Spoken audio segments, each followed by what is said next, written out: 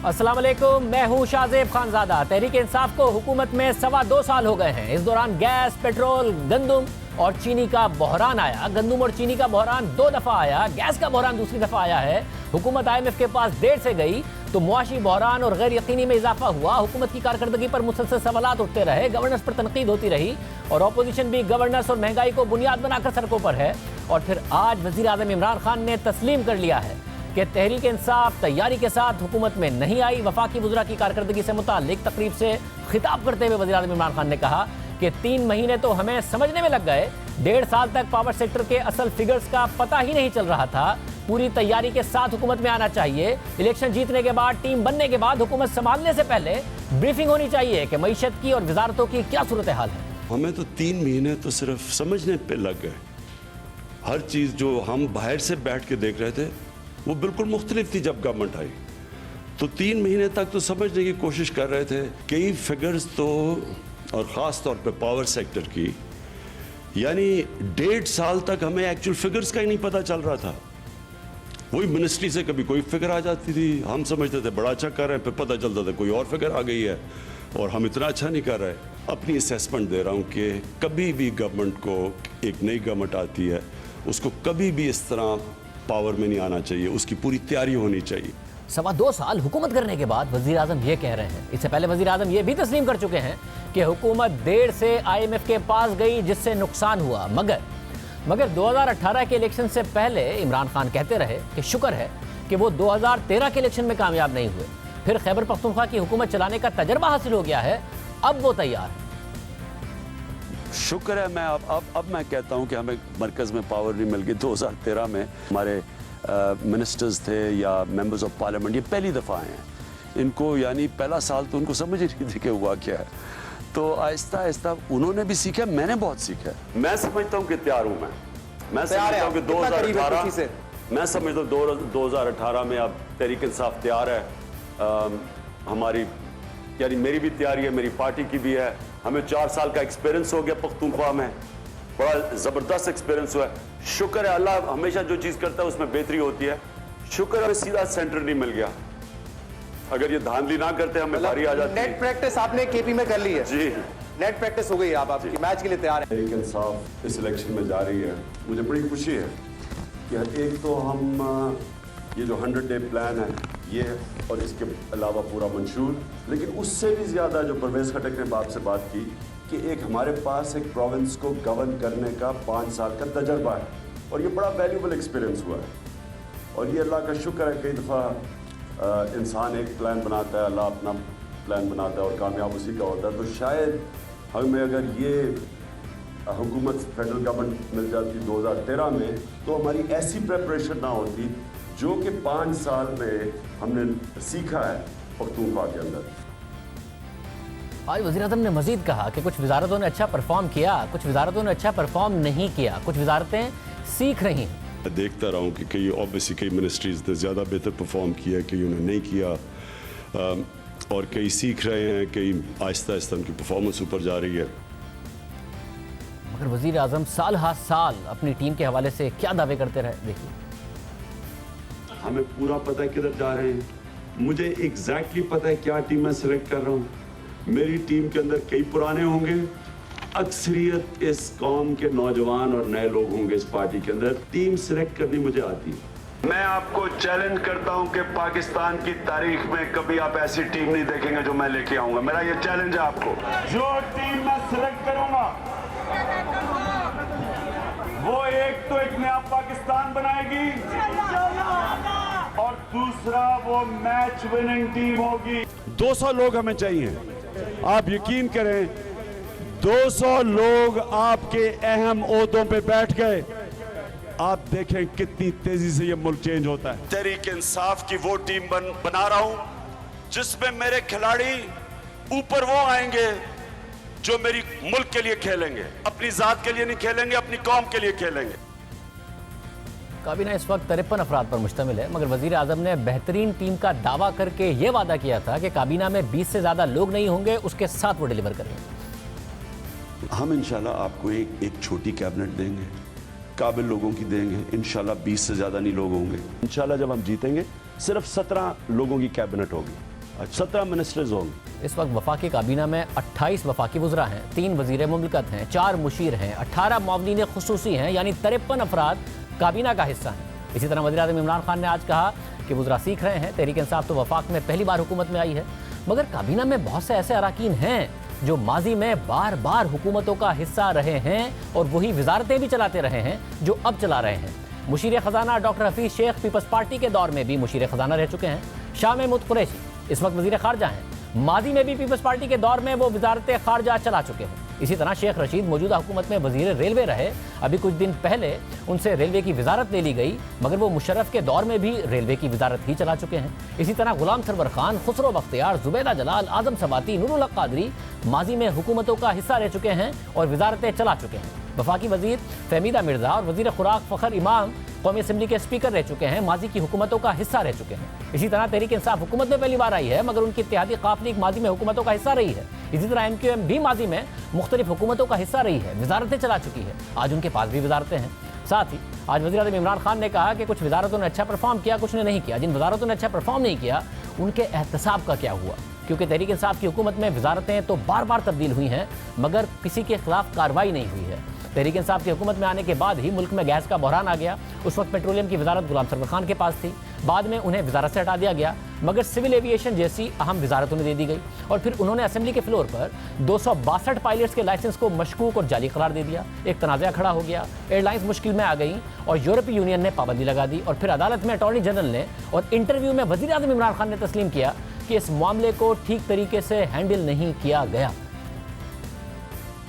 जैसे हमने प्रेजेंट किया वो बेहतर हो सकता था, और मैं ये ज़रूर कहूँगा कि मैंने पूरा इंस्ट्रक्ट किया। जब मुझे पता चला, मैंने समझाया था कि इसको बड़ा केयरफुली, क्योंकि बड़ा सेंसिटिव मैटर है, उसको एक ऐसे तरीके से करें कि वो उसका इतना बड़ा फॉल आउट नहीं आना था, लेकिन बदकिस्मती से हमने उस तरह प्रेजेंट नहीं किया। नहीं, वो हमारी गलती थी। अदालत कह चुकी है कि इस मामले में किसी को तो जिम्मेदार ठहराना होगा। वज़ीर-ए-आज़म गलती मान चुके हैं, मगर कोई कार्रवाई नहीं हुई। इसी तरह वज़ीर-ए-आज़म इमरान खान आज तस्लीम कर रहे हैं कि IMF के पास जाने में देर की गई, जिससे मईशत को नुकसान हुआ। अप्रैल 2019 में असद उमर से वजारत ख़जाना ले ली गई, फिर उन्हें प्लानिंग की वजारत दे दी गई। अब से कुछ दिन पहले शेख रशीद को रेलवे की वजारत से हटाकर वजारत दाखिला दे दी गई। एजाज शाह को नारकोटिक्स की वजारत दे दी गई, उन्हें वजारत दाखिला से हटा दिया गया। आजम सवाती को रेलवे की वजारत दे दी गई। शहरियार आफरीदी से नारकोटिक्स की वजारत लेकर उन्हें कश्मीर कमेटी का सरबराह बना दिया गया। पावर सेक्टर के हवाले से वज़ीर-ए-आज़म गलतियां मान रहे हैं, मगर उमर अयूब अपनी वजारत पर आज भी मौजूद हैं। मुल्क में गैस का बहरान है, देर से महंगी LNG ऑर्डर की गई। जनवरी के महीने में बहरान और शदीद होगा, क्योंकि महंगी LNG होने के बावजूद भी सप्लायर नहीं आए, क्योंकि देर से हुकूमत LNG खरीदने गई, मगर किसी का एहतसाब नहीं हुआ। वज़ीर-ए-आज़म के मामले खुसूसी बरा एनर्जी ताबिश गौहर ने माना कि LNG टर्मिनल लगाने में ताख़ीर हुई, कोताही हुई, मगर किसी का एहतसाब नहीं हुआ। जो पॉलिसी का फेलियर आप कह लीजिए, या जो जहाँ कोताही कह लिए कि पिछले कई सालों में 2 टर्मिनल्स के बाद कोई नए टर्मिनल बने नहीं। इसी तरह टर्मिनल्स लग भी जाएं, लेकिन जो नॉर्थ साउथ गैस, आप ये मान तो रहे कि 2 के बाद कोई टर्मिनल लगे नहीं, क्योंकि हुकूमत ने दावा किया था कि हम टर्मिनल लगाएंगे और 2 कैपेसिटी पेमेंट के बगैर लगाएंगे। जी, टेक एंड पे और प्राइवेट सेक्टर में ये P2P ट्रांजैक्शन है, ये पे देर हुई है। अगर एहतसाब नहीं होगा तो फिर पोर्टफोलियो बदल के या उसी पोर्टफोलियो में रहकर यही वज़रा कैसे बेहतर परफॉर्म करेंगे। हमारे साथ वफाकी वज़ीर इत्तलात शिबली फराज साहब मौजूद हैं। शिबली फराज साहब, बहुत शुक्रिया शो में ज्वाइन करने के लिए। वज़ीर-ए-आज़म ने कहा कि कुछ वज़रा की कारकर्दगी अच्छी नहीं है, कुछ की अच्छी है, तो जिनकी अच्छी नहीं है उनका क्या करेंगे वज़ीर-ए-आज़म, या उनका काम चलता रहेगा? अभी तक अकाउंटेबिलिटी किसी वज़ीर की हुई नहीं है, पोर्टफोलियोज ही बदले हैं आपने। देखें, आज ही प्रिसाइसली जो एक परफॉर्मेंस इवैल्यूएशन का एक जो डॉक्यूमेंट है, आपने शायद देखा भी हो कि प्राइम मिनिस्टर साहब ने वो उस पर सिग्नेचर किए हैं और रिस्पेक्टिव मिनिस्टर ने किए हैं, जिसमें कि वो अहदाफ क्लियर कर दिए गए हैं कि इस अरसे में हर क्वार्टर में क्या उसकी जो है अहदाफ क्या हैं और उस पर क्या काम हुआ है और क्या नतीजे उसके हुए हैं। जब ये अब एक बड़ा ऑर्गेनाइज सिस्टम है जिसमें कि न सिर्फ फिर वही मिनिस्टर जो है तो अपने सेक्रेटरी और अपने नीचे का भी जो उसकी मिनिस्ट्री है उसकी जो ब्यूरोक्रेसी है उसको भी वही टारगेट्स दिए जाएंगे, जिसमें कि इवैल्यूएशन होगी।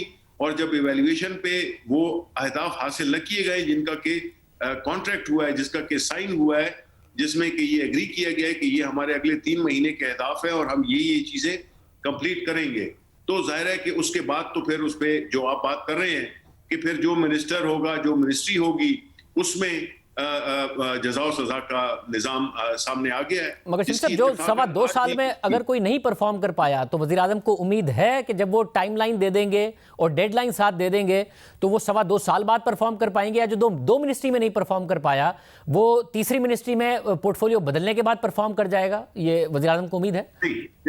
देखिए इसमें बुनियादी तौर पे क्या है कि जाहिर है कि आप वक्त के साथ साथ और जू आपको पता है कि हमारे मुल्क में जो डेटाबेस है वो बहुत ही कमजोर है, बल्कि इंस्टीट्यूशनल लेवल पे तो है ही नहीं। अब ये तो प्राइवेट सेक्टर में जिस तरह के अब आपके होंगे कि आपसे मैं कहूं कि 2008 का कोई क्लिप मुझे दिखा दें, आप निकाल लेंगे, बिकॉज आपके पास एक मुनज़्ज़म निज़ाम है। जबकि पब्लिक सेक्टर में ये सारी चीजें जो है तो कोई काम करता नहीं है और किसी ने ना इस पे तवज्जो दी और बस डे टू डे चीजें हुई। अब जाहिर है जब हम आए हैं तो हम एक नई हुकूमत थे, एक हमारी वो तजुर्बाकारी नहीं थी, हम पहली दफा हुकूमत में यानी फेडरल लेवल पे आए थे, तो हमने आहिस्ता आहिस्ता इन चीजों की समझ भी ली और इस चीजों को हमने समझा भी कि जो चीजें कालीन के नीचे छुपाई गई थी उनको भी हमने ऊपर ले आए, क्योंकि चाहे वो कितने मस्क और कितने बदबूदार क्यों ना हो, ये भी एक बहुत बड़ी अचीवमेंट है। मगर शमीम साहब, आप आज वजीर आजम ने भी बात कहा कि हमारी नई हुकूमत थी। एक तो वजीर आजम कहते थे मैंने टीम बना ली है और 20 लोगों की टीम होगी, 53 लोग हैं, मुआवने खुसूसी प्राइवेट सेक्टर से भी वजीर आजम ने रखे। साथ ही डॉक्टर हफीज शेख नए नहीं हैं, वो पीपल्स पार्टी के भी वजीर ख़जाना थे। शाह महमूद कुरैशी साहब पीपल्स पार्टी के वजीर खारजा थे। गुलाम सरवर खान साहब, खुसरो बख्तियार, जुबैदा जलाल, आजम सवाती, नूरुल कादरी, ये सारे माजी की हुकूमतों में रहे हैं। फ़खर इमाम, फहमीदा मिर्ज़ा, ये कोई वजीर रहा है, अहम पोर्टफोलियोज ये सारे के सारे लोग रख चुके हैं और हुकूमतों का हिस्सा रहे हैं, तो इनको सब पता है। ये नहीं है कि वजीर आजम पहली दफ़ा ज़रूर वजीर आजम बने हैं, बाकी टीम में तो बहुत सारे लोग पहले भी आए हुए थे। नहीं, इसमें जो आप कह रहे हैं बिल्कुल दुरुस्त कह रहे हैं, लेकिन एक उसमें मैं एक थोड़ी सी तफरीक करना चाहूंगा और वो ये है कि जो जिन टीम्स के साथ उन्होंने काम किया, जिन वज़राए आज़म के साथ उन्होंने काम किया, वो वक्त था जिसमें के चीज़ों को बड़ी सतही तौर पे और बड़े ही मखसूस तरीके से किया जाता था। और ये इसी वजह से है कि मुल्क के हर इदारा, चाहे वो रेलवे हो, चाहे वो पावर सेक्टर हो, चाहे वो कोई भी डिपार्टमेंट आप ले लें, वो जो है तो ऑप्टिमम लेवल तो छोड़े कि एक मिनिमम लेवल पे भी काम नहीं कर रहा। अब देखिए 2 साल में इस पूरी सारी चीजों को चेंज करना इट्स नेक्स्ट टू इम्पॉसिबल, लेकिन हमने ये जरूर किया है कि कम से कम डायरेक्शन दे दी है। और दूसरी बात कि देखिए शाहजेब, अगर 2 साल या 2.5 साल हमारे जो रह गए हैं, जाहिर है कि हम ये जानते हैं, प्राइम मिनिस्टर साहब भी ये जानते हैं, हम सब जानते हैं कि अगर इस अरसे के दौरान जो हमने काम शुरू किए हुए हैं उसके जो समरात लोगों को नजर ना आए तो जाहिर है कि नुकसान तो हमारा ही होगा, लेकिन साथ ही साथ में मुल्क का भी होगा। लेकिन मैं इतना जरूर बता दूं कि जो पिछली हुकूमतों ने जिस तरह के निजाम पे कोई तवज्जो नहीं दी है, कोई मैकेनिज्म नहीं बनाए, कोई सिस्टम्स नहीं बनाए, उसको जो है तो हम आज इकट्ठा करके एक ऐसी स्टेज पे ले आए हैं, कम से कम मेजॉरिटी ऑफ द मिनिस्ट्रीज में, कि जिसमें कि आप ये कह सकते हैं कि आप इससे आगे जो है तो चीजें एक तो आसान भी होंगी। एक मसला ये है कि इन्हीं लोगों, ये लोग माजी की हुकूमतों में भी थे, मगर आपके 2 साल में 2 दफा आया है शुगर क्राइसिस, 2 दफा आया है वीट क्राइसिस, गंदम का बहरान, 2 दफा 2018 में देर से गैस ऑर्डर की, 2020 में फिर वही बहरान। तो बहरान रिपीट हुए हैं। क्या इस बात की गारंटी है कि इसी टीम के साथ जिसकी अकाउंटेबिलिटी नहीं हुई है, चाहे चीनी के बहरान पर, गंदम के बहरान पर, बिजली के बहरान पर, गैस के बहरान पर, यही टीम दोबारा डिलीवर करेगी और वो गलतियां रिपीट नहीं करेगी? देखिए हम पूरी ये एक तो यकीन रखते हैं कि जो भी हमारे इश्यूज आए, लेकिन उनमें भी एक भलाई का पहलू था, बिकॉज पहले किसको पता था कि जो चीनी शुगर माफिया है वो किस तरह से ऑपरेट करता है। ठीक है, ये चीजें आश्कार हुई तब हुई। अगर ये पेट्रोलियम का क्राइसिस हुआ है, उसकी भी जो रिपोर्ट है अगले मेरा ख्याल है 2-4 रोजों में या 2-3 रोज में उसकी जो फाइंडिंग्स है वो भी हम पब्लिक करेंगे। मकसद ये है कि देखिए पहले चीजें को चलाया गया था एक बड़े मुख्तलिफ तरीके से, जिसमें कि कौम को और हमारे कौमी खजाने को नुकसान पहुंचता था। एक चीज है जो कि आपने आवाम पे ट्रांसफर नहीं की, और दूसरी तरफ अगर आपने उस पे कर्जे लेकर या क्योंकि ज़ाहिर है आप मईशत के मामलात को और वैसे टेक्निकल मामलात को समझते हैं, इसलिए मैं आपसे जानना चाह रहा हूं कि अब से 10 साल पहले भी पेट्रोलियम के बहरान पर एक रिपोर्ट आई थी कुछ नहीं हुआ। 2006-07 में भी शुगर क्राइसिस के ऊपर एक रिपोर्ट आई थी, उसके बाद भी कुछ नहीं हुआ। आपकी जब मई में रिपोर्ट आ गई, उसके बाद भी शुगर माफिया भरपूर फायदा उठा गया और 110 रुपए की चीनी कर गया। हालांकि जब रिपोर्ट आई तो 78 रुपए की थी। इसलिए आपको यकीन है और आवाम उम्मीद रखे कि आपकी हुकूमत ने सीख लिया है और अब यह सब नहीं रिपीट हो रहा होगा इसी टीम के साथ। इंशाल्लाह नहीं रिपीट होगा। देखें, बिकॉज मैं आपका जो बेसिक फंडामेंटल जो आर्गुमेंट है मैं उसकी मैं तायीद करता हूं कि देखें, किसी भी माशरे में, किसी भी हुकूमत में जब तक जजा और सजा का वो मैकेनिज्म नहीं होगा तो जाहिर है कि फिर अच्छे और बुरे की जब तमीज नहीं होगी तो उसमें, लेकिन प्राइम मिनिस्टर जो है जिस उसके साथ मेहनत के साथ हर मिनिस्ट्री की कारकर्दगी को देखते हैं, ये जो इश्यूज हमारे खड़े हुए हैं इसके क्या वजूहात थी, क्या इसकी रीजंस थे, आया वो मिनिस्ट्रियल लेवल पे डिसीजन मेकिंग में फर्क था या ब्यूरोक्रेटिक लेवल पे कोई किसी नाअहली थी या किसी और वजह से ये क्राइसिस क्रिएट हुआ। तो जाहिर है कि जब ये रिपोर्ट सामने आएगी, डिस्कशन होगी, जिसको आई एम श्योर आप भी डिस्कस करेंगे, तो उससे जो है तो चीजें बेहतर होंगी। बिकॉज ये पहली दफा है कि एक कल्चर है सेल्फ अकाउंटेबिलिटी का। बिकॉज हमें नहीं पता कि जी वो हम नहीं मालूम कर सकते कि उस रिपोर्ट में हमारे खिलाफ या कोई ऐसी चीजें हैं जिससे, तो हमने ये कल्चर को फरोग दे रहे हैं।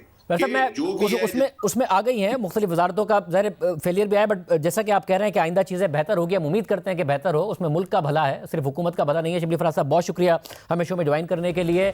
साथ ही पीपल्स पार्टी के हवाले से खबरें आ रही हैं कि पीपल्स पार्टी इस्तीफों के मामले पर और बाई इलेक्शन और सेनेट के मामले पर एक पेज पर नहीं है पीडीएम के साथ। पीपल्स पार्टी से पूछेंगे एक पेज के। एक तरफ अपोजिशन जमातों ने वजीर आजम और हुकूमत को मुस्ताफी होने की डेडलाइन दे दी है, निजाम बदलने का दावा कर दिया है और असेंबलियों से इस्तीफों की बात की है, तो दूसरी तरफ सेनेट और ज़िमनी इंतखाबात से मुताल्लिक खुद अपोजिशन जमातें कशमकश का शिकार हैं। सेनेट और ज़िमनी इंतखाबात में अपोजिशन हिस्सा लेगी या नहीं, इस हवाले से अब तक कोई फैसला नहीं किया गया है। तो अब सवाल ही उठता है कि असेंबलियों से इस्तीफा ही देना है तो मौजूदा निज़ाम के अंदर रहते हुए असेंबली और सेनेट के इंतखाबात में हिस्सा क्यों लिया जा रहा है? अपोजिशन सेनेट और ज़िमनी इंतखाबात से मुताल्लिक अब तक कंफ्यूज क्यों है? इस हवाले से मजीद बात करेंगे। पीपल्स पार्टी से हमें ज्वाइन करेंगे पीपल्स पार्टी सेंट्रल पंजाब के सदर कमरुज़्ज़मा कायरा, जबकि नून लीग से हमें ज्वाइन करेंगे सीनियर रहनुमा और साबिक वजीर दाखिला एहसन इकबाल। आप दोनों का बहुत शुक्रिया हमें शो में ज्वाइन करने के लिए। कायरा साहब, सबसे पहले मैं आपसे गुफ्तगू करना चाहूँगा, आप बाई इलेक्शंस में भी हिस्सा लेना चाहते हैं, जब असेंबलियों से इस्तीफा देना है तो बाई इलेक्शन में हिस्सा क्यों लेना है, और आप चाहते हैं कि सेनेट के इंतखाबात में भी हिस्सा लिया जाए। कुर्बानी भी सबसे बड़ी आपने देनी है। अगर सिंध हुकूमत जाती है, सेनेट के इलेक्शन में हिस्सा नहीं लेते तो सबसे ज़्यादा सीटों की कुर्बानी भी अपोजिशन में आप ही की होगी। देखिए शाहजेब, हम किसी भी इलेक्टोरल प्रोसेस का बायकॉट करने के खिलाफ है और ये पीपल्स पार्टी बहुत दफा कह चुकी है।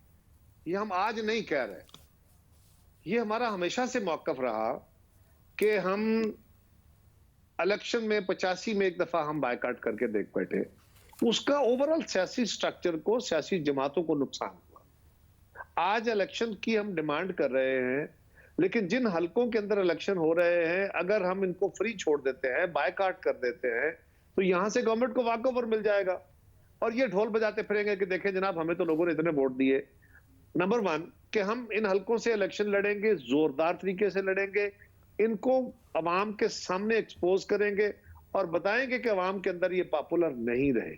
इस लॉजिक के तहत अगर आप लोग मुस्ताफी हो जाते हैं और हुकूमत कहती है कि जहां जहां आप सबने इस्तीफा दिया है पीडीएम ने, हम वहां वहां बाई इलेक्शन करा रहे हैं, तो फिर आप इस्तीफा देके बाई इलेक्शन भी दोबारा लड़ रहे होंगे। देखिए शाहजेब, पहली गुजारिश तो यह है कि बाय इलेक्शंस तो गवर्नमेंट नहीं करा सकेगी ना। हम वो टेम्परेचर बना के इस्तीफे दे रहे हैं, उस तरफ जा रहे हैं, उसी के लिए हमारी तहर्रुक है। और ये यकीनन सियासी जमातों को बेहतर पता है कि कौन सा टाइम होगा कि हम इस्तीफों का ऑप्शन इस्तेमाल करेंगे, कौन सा टाइम होगा कि हम जलसे जुलूस करेंगे। आप अच्छा एनालिसिस करेंगे, लेकिन हम अच्छा टाइम चुनेंगे। हमें पता है कि कौन सी सियासी मूव जो है वो पब्लिक के मूड को ज्यादा बेहतर गेज करती है या उसको सही रिफ्लेक्ट करती है। तो इंशाल्लाह आप देखेंगे कि हमारे उस इस्तीफों के, इज्तिमाई इस्तीफों के ऑप्शन की सूरत में ये सिस्टम, ये असेंबलियां आगे नहीं बढ़ेंगी, नए इलेक्शन के लिए जाना पड़ेगा। हम भी इस सियासत के खिलाड़ी हैं। और तो कायरा साहब, यानी कि आप उसी सूरत में इस्तीफे देंगे और सिंध हुकूमत की भी कुर्बानी देंगे जब आपको ये यकीन होगा कि उसके नतीजे में हुकूमत गिर जाएगी। और इस वक्त अगर आप बाई इलेक्शन में हिस्सा ले रहे हैं तो इसका मतलब है कि आपको भी नहीं पता कि आप आगे जाके इस्तीफे देंगे या नहीं देंगे और हुकूमत को गिरा पाएंगे या नहीं गिरा पाएंगे। ये प्रपोजिशन दुरुस्त नहीं है, आपका ये प्रपोजिशन दुरुस्त नहीं है। ये बात दुरुस्त है कि हम उस वक्त इस्तीफे देंगे जब हम अपनी पूरी तैयारी कर लेंगे, और वो महीना, 1.5 महीना, 2 महीने हो सकते हैं। उसका टाइम जो भी है क़यादत फैसला करेगी, उसके लिए हम कोशिश कर रहे हैं। और यकीनन हमें वो काम उस वक्त करना चाहिए। हमने कहा ना, ये एटम बम है, सियासी एटम बम है। एटम बम तो आप आखिरी हथियार के तौर पर इस्तेमाल करते हैं ना, उससे पहले बाकी हथियार इस्तेमाल करते हैं और उसका माहौल क्रिएट करते हैं। फरवरी में जाके अगर ये बाई इलेक्शन होने हैं, फरवरी में जाकर ही आप लोगों ने इस्तीफों का प्लान किया हुआ है, फरवरी में ही अगर या मार्च के शुरू में सेनेट के इलेक्शन होने हैं, तो यानी कि आप इस वक्त यही देख रहे हैं ना कि आपने अपना सेनेट के इलेक्शन के लिए अपने उम्मीदवार भी खड़े करने हैं और सेनेट का इलेक्शन भी लड़ना है और बाई इलेक्शन में भी हिस्सा लेना है। अभी तो आप यही देख रहे हैं। फिर देखिए, सेनेट के इलेक्शन का फैसला उस वक्त करेंगे जब सेनेट का इलेक्शन अनाउंस होगा, लेकिन उससे कबल उस इलेक्शन में अगर जाना है तो आपको अपनी प्रोविंशियल असेंबली के अंदर अपनी स्ट्रेंथ तो कायम रखनी है ना। अगर फर्ज करें पीडीएम ये फैसला करती है कि जी ठीक है, हम सेनेट का इलेक्शन लड़ते हैं और उसके बाद इस्तीफे देते हैं, और उससे पहले हम ये इलेक्शन बायकॉट करके बैठ जाए और हम अपनी सीटें जाया कर लें और हम इनको एक्सपोज भी ना करें, लोगों का गुस्सा भी सामने ना ला सके, तो हम दोहरा नुकसान करेंगे। हम क्यों करें ऐसा? तो कह रहे साहब, मौलाना फजलुर रहमान तो समझते हैं कि जी सेनेट का इलेक्शन की कोई वजह नहीं समझ में आती है और हम इलेक्टोरल कॉलेज को भी मुतासिर करेंगे। जाहिर है इस पर कॉन्स्टिट्यूशनल राय यही है कि सेनेट का इलेक्शन फिर भी हो जाएगा। तो पीपल्स पार्टी ये समझती है कि सेनेट का इलेक्शन क्योंकि फिर भी हो जाएगा, इसलिए हमें बाई इलेक्शन में हिस्सा लेना है और उसके बाद सेनेट के इलेक्शन में भी मोस्ट प्रोबेबली आपने हिस्सा लेना है। देखिए, वो तो मैं बता नहीं सकता, वो तो पार्टी क़यादत करेगी या पीडीएम की क़यादत बैठ के फैसला करेगी। जो फैसला हुआ वो मैं आपसे जिक्र कर रहा हूँ। रही बात मौलाना फजलुर रहमान साहब, बात जो समझते हैं, वो बड़े जीरक आदमी हैं, बड़े समझदार बंदे हैं, लेकिन उनकी अपनी राय है। उनकी राय हो सकता है दुरुस्त हो सकता है दुरुस्त ना हो। मेरी जमात की अपनी राय है। अभी तक तो मैं अपनी जमात की राय का या अपनी जाती राय का आपके साथ इजहार कर रहा हूँ, और जो एक सियासी कारकुन के तौर पर एक राय हो सकती है उसका इजहार कर रहा हूँ। लेकिन जब पीडीएम की राय का इजहार आएगा, तो जब पीडीएम फैसला करेगी, फिर उस पर रायजनी कर लेंगे। और क्या यह भी दुरुस्त है कि पीपल्स पार्टी लॉन्ग मार्च तक तो हामी है, मगर उसके बाद जो धरना है उसकी हामी भी पाकिस्तान पीपल्स पार्टी नहीं है? देखिए, धरना, अगर हम इमरान खान के धरने को कहते हैं कि वो गलत था, अगर हम कहते हैं कि डॉक्टर ताहिरुल कादरी का धरना गलत था, तो धरने के तो पीपल्स पार्टी को सोचना पड़ेगा ना धरना देने का। लेकिन एक बात तयशुदा है कि अगर धरने के बगैर, धरना तो एक और इशू है ना, उसके अलावा लॉन्ग मार्च है, बाकी सारे इश्यूज हैं, उनको तो बहरहाल उनको तो कम अज कम वो सारे फोरम तो इस्तेमाल करने चाहिए। उनके अंदर तो हमें लॉन्ग मार्च करना चाहिए, मार्चेस करने चाहिए, जलसे जुलूस करने चाहिए कौम के सामने। ये जो बाय इलेक्शन आ गए, ये भी एक अपॉर्चुनिटी है, इसमें हिस्सा लेके इनको एक्सपोज करना चाहिए, पब्लिक ओपिनियन इवॉल्व करना चाहिए तगड़ा। धरना कोई लाजम नहीं है, धरने के हम कल मुखालिफ थे, लेकिन मेरी जमात को बहरहाल इस धरने का, अगर पीडीएम धरने का फैसला करती है, तो धरने का फैसला अमल दरामद करने या उस पर फैसला करने में पीपल्स पार्टी को सोचना पड़ेगा कि कल हम अगर धरनों के खिलाफ थे, तो आज हम धरनों की हमायत में कैसे हो सकते। और कैसा भी ये अहम बात है, मगर आपके अगर जलसों से हुकूमत को कोई फर्क नहीं पड़ा, आप इस्लामाबाद चले जाएं लॉन्ग मार्च लेकर, हुकूमत को क्या फर्क पड़ जाएगा? हुकूमत कैसे गिर जाएगी? शाहजेब, जनरल ज़ियाउल हक को जो उस वक्त की तहरीक थी एमआरडी की, उस एमआरडी की तहरीक से कहते थे कोई फर्क नहीं पड़ेगा, क्योंकि वो तो ताकतवर जर्नैल है, बड़ी जोरदार मार्शल लॉ है, कोड़े, फांसियां, जेलें, बड़ा तशद्दुद है, पूरा रियासती तशद्दुद था, मीडिया पे भी जबर था।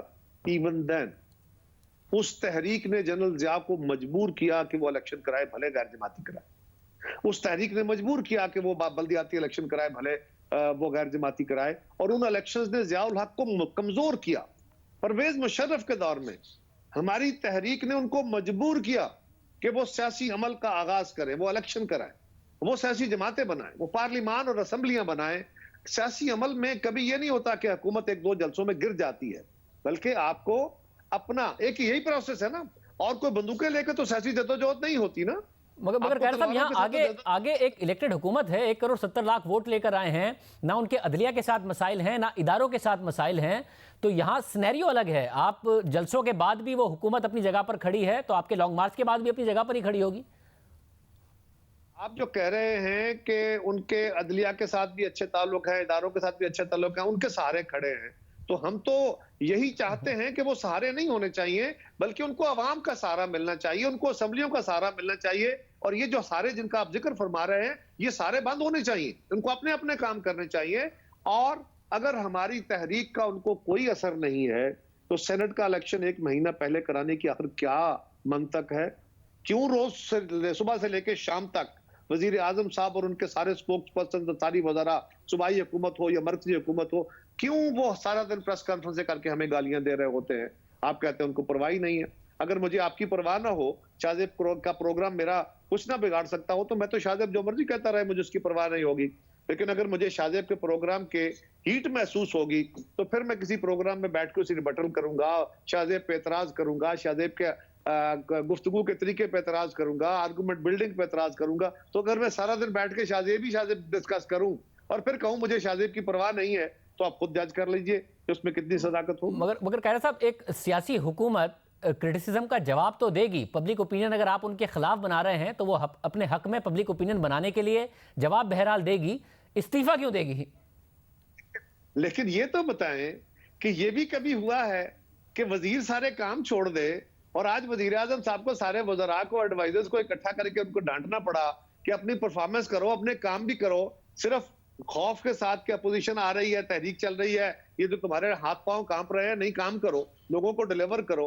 आज 2.5 साल के बाद वजीर आजम साहब को याद आया कि वज़रा के हालात क्या है, तो किस वजह से ये घबराहट है? हाँ, उनका जवाब देने के लिए अगर उनको परवाह नहीं है, अपोजिशन में जान नहीं है, उनके जलसों से उनको कुछ हुआ नहीं है, तो फिर वजारत इत्तलात और वजीर इत्तलात ही काफी होते हैं। ये जो सारी हुकूमत बशमूल वजीर आजम के एक ही काम कर रही है और अपोजिशन को गालियां दे रही है, और मीडिया के अंदर भी कुछ बुपू ऐसे हैं हमारे साथी जो इसी काम लगे हुए हैं, तो फिर कुछ तो है जिसकी पर्दादारी है। बहुत शुक्रिया। कमरुज़्ज़मा कायरा साहब हमारे साथ मौजूद थे। नून लीग का इस पर मौक़िफ़ मालूम करेंगे। कायरा साहब ने 2 अहम बातें की हैं, एक इलेक्टोरल प्रोसेस के हवाले से, बाई इलेक्शंस के हवाले से, दूसरी धरने के हवाले से कि पीपल्स पार्टी की जो राय है। एहसन इकबाल साहब इस हवाले से क्या कहते हैं? एहसन इकबाल साहब, बहुत शुक्रिया हमें शो में ज्वाइन करने के लिए। पीपल्स पार्टी बाई इलेक्शंस में भी हिस्सा लेने जा रही है और नजर आ रहा है कि पीपल्स पार्टी सेनेट के इंतखाबात को होता भी देख रही है, उसमें हिस्सा लेती भी नजर आ रही है। और साथ ही धरने के हवाले से भी उनका ख्याल है कि जब हम इमरान खान के धरने के खिलाफ थे, ताहिरुल कादरी के धरने के खिलाफ थे, तो पीपल्स पार्टी को देखना पड़ेगा कि हम धरना देंगे या सिर्फ लॉन्ग मार्च की हद तक उनकी पॉलिसी होगी। तो एक पेज पर नहीं है पूरी की पूरी पीडीएम इस सारे मामले पर। देखिए शाहजेब, हमारी पार्टी ने भी इस पे गौर किया है, लेकिन हमारा तो यही फैसला है कि जो पीडीएम की लीडरशिप है उसकी कंसल्टेशन के बाद हम बाकायदा किसी किस्म के पॉलिसी स्टेटमेंट को इशू करेंगे। सेनेट जो है, यकीनन हमने उसके अराकीन से इस्तीफ़े नहीं मांगे हुए, चूँकि सेनेट एक मुस्तकिल इदारा है। हमने जो इस्तीफ़े लिए हैं वो कौमी असम्बली और सूबाई असम्बली के अराकीन से लिए हैं। और जहाँ तक ज़िमनी इलेक्शन का सवाल है, इस पर भी हमने जो पीडीएम की लीडरशिप है उससे रजू किया है, और मुझे उम्मीद है कि 1-2 रोज़ में इस पर कोई बाकायदा पीडीएम की सतह पे ऐलान सामने आ जाएगा। तो जो भी पीडीएम की लीडरशिप फैसला करेगी, मुस्लिम लीग नून उसके मुताबिक चलेगी। मगर नून लीग समझती है कि बाई इलेक्शंस में हिस्सा नहीं लेना चाहिए। देखिए, इसके ऊपर मुख्तलिफ आरा हैं। जो स्टीयरिंग कमेटी का हमारा इजलास हुआ था पीडीएम का, उसमें कुछ जमातों का ख्याल था कि हमें मुकम्मल बॉयकॉट करना चाहिए, लेकिन कुछ जमातों का ये ख्याल था चूँकि हमें सेनेट में हिस्सा लेना होगा तो इस मौके पर अभी बॉयकॉट जो है वो क़ब्ल वक्त होगा, और बॉयकॉट जब भी हो वो हम जब इस्तीफ़ा दे दें तो उस वक्त तो उसको शायद ज़्यादा रेलेवेंट समझा जाएगा। तो इसलिए ये सारी जो आरा हैं इनकी रोशनी में इंशाल्लाह जल्द ही पीडीएम लीडरशिप अपना फैसला करेगी, और जो भी वो फैसला करेगी पीएमएलएन उसके मुताबिक फिर अमल करेगी। मतलब यानी सेनेट के इलेक्शन को होता हुआ पीडीएम देख रही है और सेनेट के इलेक्शन में खुद को हिस्सा लेता हुआ पीडीएम देख रही है। तो फिर अगर हिस्सा लेना है तो प्रोविंशियल असेंबली से आप इस्तीफे तो नहीं दे रहे होंगे उस वक्त तक? देखिए, जहाँ तक सेनेट में इलेक्शन में हिस्सा लेना है, जैसे मैं आपसे पहले कह चुका हूँ कि इस पर भी बाकायदा पीडीएम की लीडरशिप ही ऐलान करेगी, लेकिन सेनेट हमारे मुल्क का एक मुस्तकिल आइनी इदारा है, वो कभी डिज़ोल्व नहीं होता, वो हर वक्त मौजूद रहता है। हमारे जो कानूनी माहिरीन हैं वो इस बात का जायज़ा ले रहे थे कि उसके इलेक्टोरल कॉलेज की क्या कैफियत है, तो उनकी रिपोर्ट की रोशनी में हतमी फैसला फिर पीडीएम के सरबराह इजलास में होगा। आप लोग धरना चाहते हैं लॉन्ग मार्च के बाद, क्योंकि लॉन्ग मार्च आप करेंगे, इस्लामाबाद से अगर डिस्पर्स हो जाएंगे तो हुकूमत पर क्या फर्क पड़ेगा? आप समझते हैं कि धरना हो, मगर पीपल्स पार्टी की इस पर भी राय है कि अगर हम इमरान खान के और ताहिरुल कादरी के धरने के खिलाफ थे तो हमें सोचना पड़ेगा धरने के हवाले से। देखिए, चाहे उसे आप लॉन्ग मार्च कह लें, चाहे आप उसे धरना कह लें, चाहे आप उसे इस्तीफ़ा कह लें, इन सब चीज़ों का मकसद है कि इस हुकूमत से जो नाकाम हो चुकी है, निजात हासिल की जाए। देखिए, आज भी वज़ीर आज़म ने इस बात का इतराफ़ किया है कि उन्हें 1.5 साल डेफिसिट का मतलब समझने में लग गए हैं, और उन्होंने इस बात का भी इतराफ़ किया है कि उनके पास कोई तैयारी नहीं थी, जबकि इलेक्शन से पहले यही मौसूफ पूरी कौम को चीख चीख कर बता रहे थे कि जितनी तैयारी वो कर चुके हैं, इससे पहले कभी किसी ने इतनी तैयारी नहीं की। जितनी बेहतरीन टीम उन्होंने इकट्ठी की है, इससे पहले किसी ने इतनी अच्छी टीम हासिल नहीं की है। और आज अब ये बता रहे हैं कि मुझे तो पता नहीं चला कि मुल्क कैसे चलता है, मईशत कैसे चलती है। आज आपने अगर अखबारात में देखा होगा तो पाकिस्तान का सबसे दोस्त मुल्क तुर्की जो है, उसकी एक बड़ी कंपनी जो पाकिस्तान में सरमायाकारी कर रही है, वो भी एक बड़ा इश्तिहार दे के एहतजाज कर रही है कि हमारे दफ्तरों पे छापे मारे जा रहे हैं, हमें तंग किया जा रहा है, हमें हरासा किया जा रहा है। देखिए, हमने पाकिस्तान का क्या बना दिया? कौन फॉरेन इन्वेस्टर पाकिस्तान के अंदर आके सरमायाकारी करेगा? मगर ऐसे सिनेरियो में इन्वेस्टर्स को भी आप मुजरिमाना उन पर छापे मारेंगे। मगर वज़ीर आज़म ये कह रहे हैं कि अब हमें समझ आ गई है और आप लोगों के पास कोई हिकमत अमली या इत्तेफाक नजर नहीं आ रहा है उन्हें गिराने के लिए या उन्हें हटाने के लिए, तो उन्हें दीजिए और टाइम पूरा, ताकि एक मुंतखब हुकूमत को पूरा टाइम मिले और आप उसके बाद उन्हें कह सकें कि देखें जी ये सीख के भी नहीं डिलीवर कर सके, अगर वो डिलीवर ना करें, वरना उन्हें डिलीवर करने दीजिए। देखिए ना, इलेक्शन से पहले तो ये कहते थे कि हमने सब कुछ सीखा हुआ है, 5 साल केपी में हुकूमत चलाई है, हमको सब पता है और बेहतरीन फार्मूले हैं हमारे पास, बेहतरीन टीम है और होमवर्क है। और आज अगर ये 2.5 साल बाद कह रहे हैं कि अब हमने सीख लिया, तो क्या जमानत है कि ये कहें जी हमें तो समझ नहीं लगा, जो कुछ हमने सीखा था वो गलत था, अब 5 साल बाद असल समझ तो अब हमें लगी है। आपके पास कोई प्लान नहीं है इस हुकूमत को गिराने का? एज ऑफ नाउ भी पीडीएम में ना इत्तेफाक है, ना पीडीएम के पास प्लान है। इस्तीफों का हथियार है वो फैसला कौन है, वो एटम बम है। उसके बाद ये बिल्कुल इनके लिए कोई फरार की गुंजाइश नहीं रह जाएगी। बहुत शुक्रिया हसन इकबाल साहब की गुफ्तगू आपने सुनी। मगर क्या हकीकतन पीडीएम में कंसेंसस इस बात पर है या इख्तलाफात हैं? सुहेल राय साहब से पूछेंगे एक ब्रेक के बाद। क्या ऑपोजिशन कंफ्यूज्ड है कि करना क्या है? बात करेंगे। सुहेल राय साहब हमारे साथ मौजूद हैं। राय साहब बहुत शुक्रिया। आपको लगता है कि इस वक्त कंफ्यूज्ड है ऑपोजिशन के सेनेट इलेक्शन में करना है, हिस्सा लेना है, नहीं लेना है, इस्तीफा देना है, नहीं देना है? मुख्तलिफ जमातों के दरमियान इस वक्त कंफ्यूजन है। मेरा ख्याल है कि लाजमी तौर पर यह बहुत बड़ा डिसीजन है जो इस्तीफ़े देना है, क्योंकि इससे आप सिस्टम से बाहर हो जाते हैं। और मेरा ख्याल है कि कोई भी जमात उस वक़्त तक इस्तीफ़े नहीं देगी जब तक उन्हें ये यकीन नहीं होगा कि अगले 3 महीने में इलेक्शन होंगे, क्योंकि जब तक इलेक्शन की यकीनी नहीं बनाया जाता इस्तीफ़े देना बेसूद है, क्योंकि फिर तो वो इस्तीफ़े ज़ाया जाएंगे। और दूसरी मेरा ये ख्याल है कि जो आप बाई इलेक्शन की बात कर रहे हैं, पीपल्स पार्टी ने और नून ने दोनों ने ये सबक सीखा हुआ है। 1985 से पीपल्स पार्टी ने और फिर 2007 का इलेक्शन था, 8 का इलेक्शन था, उसमें नवाज़ शरीफ ने, कि कभी भी आपने स्पेस खाली नहीं छोड़नी। चुनाचे ये हर इलेक्शन में, हर बाई इलेक्शन में ये हिस्सा लेंगे, क्योंकि इन दोनों को ये तजर्बा हुआ है कि खाली जगह छोड़ने से मुखालफ फरीक को फ्री हैंड मिल जाता है। तो मेरा ख्याल है कि ये इस्तीफ़े भी देंगे, ये बाई इलेक्शन भी लड़ेंगे, लेकिन ये इस्तीफ़े उस दिन देंगे जब उन्हें यकीन होगा कि अगले 3 माह बाद इलेक्शन होगा और ये वाकई सिस्टम को क्रैक डालने जा रहे हैं। भाई साहब, उस यकीन का पैमाना क्या है? इन्होंने जलसे कर लिए, अब ये रैलियां कर रहे हैं, उसके बाद कहते हैं हम लॉन्ग मार्च करेंगे। जो जलसे किए उसके बाद तो हुकूमत और पूरे एतमाद नजर आ रही है। और जो आप ही का बड़ा मशहूर जुमला है कि ये आंधी तो थे मगर तूफान नहीं थे, तो क्या ऐसा तूफानी कर लेंगे ये कि इसके बाद इन्हें यकीन हो जाए कि हाँ जी अब 3 महीने बाद इलेक्शन हो जाएंगे? क्या ऐसा होगा? मेरा ख्याल है वो ये सोचते हैं कि हम लॉन्ग मार्च करेंगे, कैपिटल में जाके बैठेंगे और साथ ही आखिरी हरबे के तौर पे हम रिज़ाइन देंगे। लेकिन इस वक्त की जो कंड्यूसिव सूरत हाल नहीं है अपोजिशन के लिए। हाँ, अलबत्ता अगर कुछ हुकूमत ने गलतियाँ कर दी या अगर सिंध हुकूमत शामिल हो गई मुकम्मल रूह के साथ, तो फिर तो सिस्टम सस्पेंड हो जाएगा, फिर सेनेट के इलेक्शन नहीं हो सकेंगे। सेनेट के इलेक्शन नहीं हो सकेंगे तो सारा कॉन्स्टिट्यूशनल सेटअप जो है वो मफलूज होकर रह जाएगा।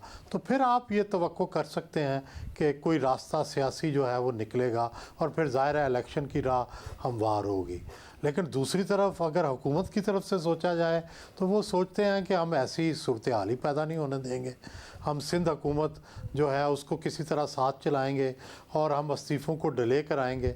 तो देखना यह है कि इनमें से कौन पहले एक्ट करता है और कितना डीप एक्ट करता है। मतलब एज ऑफ नाउ, क्योंकि पाकिस्तान की तारीख में हमने देखा है कि अदालतें और एग्जीक्यूटिव आमने सामने हो, इदारे और एग्जीक्यूटिव आमने सामने हो, इस वक्त हुकूमत के कोई अदालतों के साथ कोई मसाइल नहीं हैं, इस वक्त हुकूमत के इदारों के साथ कोई मसाइल नहीं हैं। एज ऑफ नाउ जब इन्होंने जलसे कर लिए हैं, लॉन्ग मार्च की कॉल दे दी है, आपको हुकूमत का पलड़ा ज़्यादा भारी लग रहा है या अपोजिशन का पलड़ा ज़्यादा भारी लग रहा है? फ़िलहाल हुकूमत का पलड़ा भारी है और ये आपकी बात सही है कि ना अदालतों के साथ कोई मसला है ना इस्टेब्लिशमेंट के साथ कोई मसला है।